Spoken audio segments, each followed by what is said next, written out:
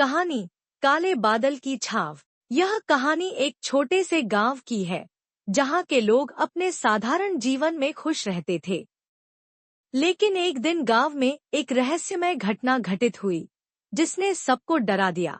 गांव में एक पुराना हवेली थी जिसे लोग काले बादल की हवेली कहते थे। कहते थे कि वहां रात में अजीब सी आवाजें आती हैं और कई लोग वहां जाकर लौटे नहीं।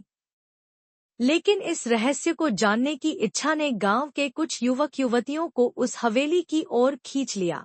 समीर और माया, दो अच्छे दोस्त जो हमेशा नए रहस्यों को सुलझाने का शौक रखते थे, ने एक दिन तय किया कि वे इस रहस्य का पर्दाफाश करेंगे। दोनों ने अपनी यात्रा शुरू की और हवेली के पास पहुंचे। हवेली पूरी तरह से वीरान थी और उसके चारों ओर काले बादल मंडरा रहे थे।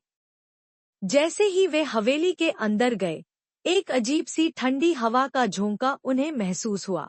अंदर जाते ही उन्हें एक पुराना संदूक मिला जिसमें एक किताब रखी थी। किताब में एक कहानी लिखी थी। जो इस किताब को खोलेगा उसे आधे सच और आधे झूठ का सामना करना पड़ेगा। समीर और माया ने इसे बिना सोचे पढ़ना शुरू किया। लेकिन जैसे ही उन्होंने पहली पंक्ति पढ़ी, अचानक दरवाजे बंद हो गए और कमरे की रोशनी कम हो गई। फिर एक अजीब सी आवाज सुनाई दी, तुमने जो पढ़ा वह तुम्हारी सबसे बड़ी भूल है। अब तुम्हें इसका परिणाम भुगतना होगा। समीर और माया घबराए हुए थे, लेकिन उन्होंने हिम्मत जुटाई।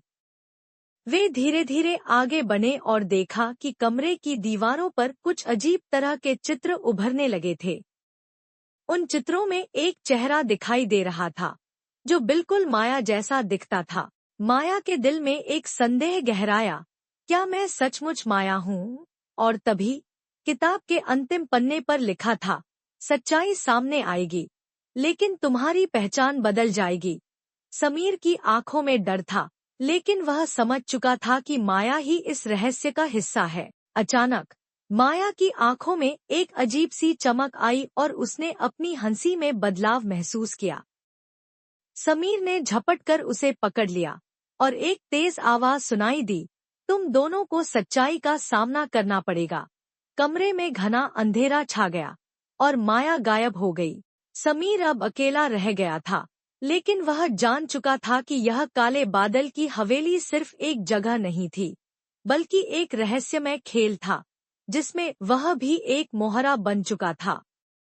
वह हवेली को छोड़ आया, लेकिन उसके दिल में यह सवाल था कि क्या माया कभी वापस आएगी या वह सच्चाई के एक नए अध्याय की शुरुआत होगी। कहानी अभी खत्म नहीं हुई थी। समीर माया के गायब होने के बाद भय और उलझन से भरा हुआ था। वह हवेली छोड़ चुका था, लेकिन उसका मन बार बार वहीं लौटने को उकसाता था। उसे समझ नहीं आ रहा था कि माया का क्या हुआ और वह अचानक कैसे गायब हो गई। क्या वह सचमुच इस रहस्य का हिस्सा थी, जैसा किताब में लिखा था, या फिर कुछ और था? समीर ने अपने दोस्त राजीव को बताया कि माया अब वापस नहीं आई है और हवेली में कुछ बहुत अजीब हो रहा था। राजीव को पहले तो विश्वास नहीं हुआ, लेकिन फिर उसने सोचा कि शायद उसे मदद करनी चाहिए। दोनों फिर से हवेली की ओर निकल पड़े।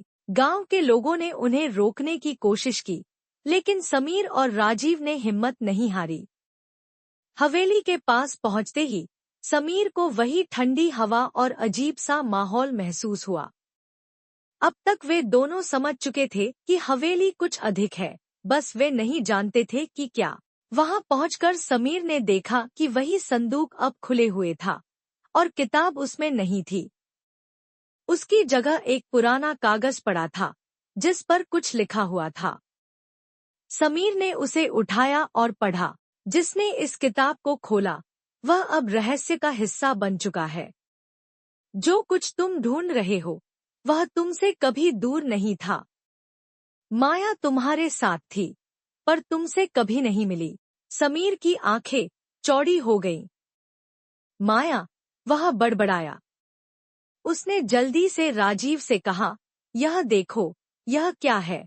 लेकिन जब राजीव ने कागज को पढ़ा तो उसके चेहरे पर भी उलझन और डर साफ दिखाई दिया। तभी कमरे की दीवारों पर वही चित्र फिर से उभरने लगे और इस बार माया का चेहरा पूरी दीवार पर फैल गया। समीर ने महसूस किया कि ये चित्र उसकी यादों से जुड़े थे। पुराने समय में उसने माया के साथ जिन पलों को जिया था वे सभी चित्रों में दिखाई दे रहे थे।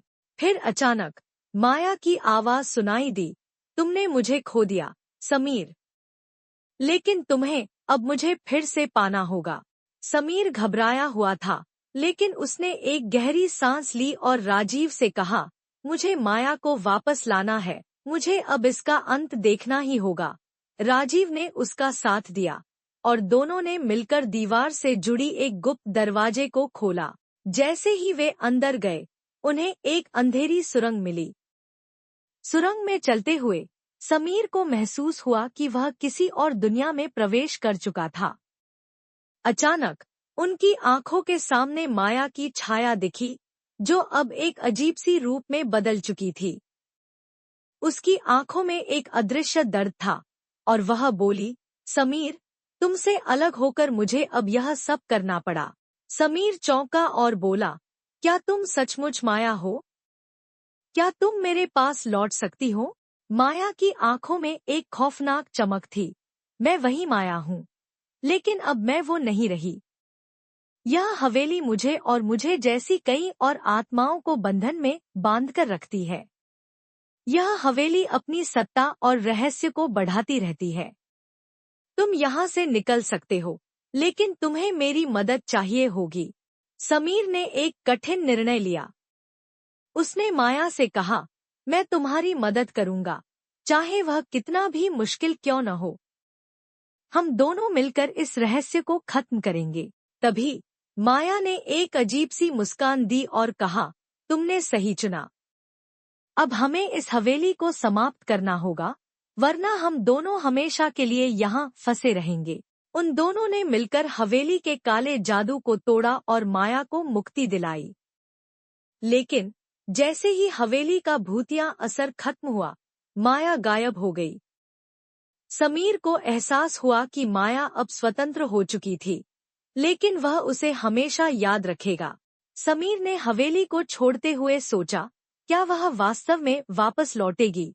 लेकिन उसने महसूस किया कि कभी-कभी कुछ रहस्यों का उत्तर हमें नहीं मिल पाता, लेकिन वही रहस्य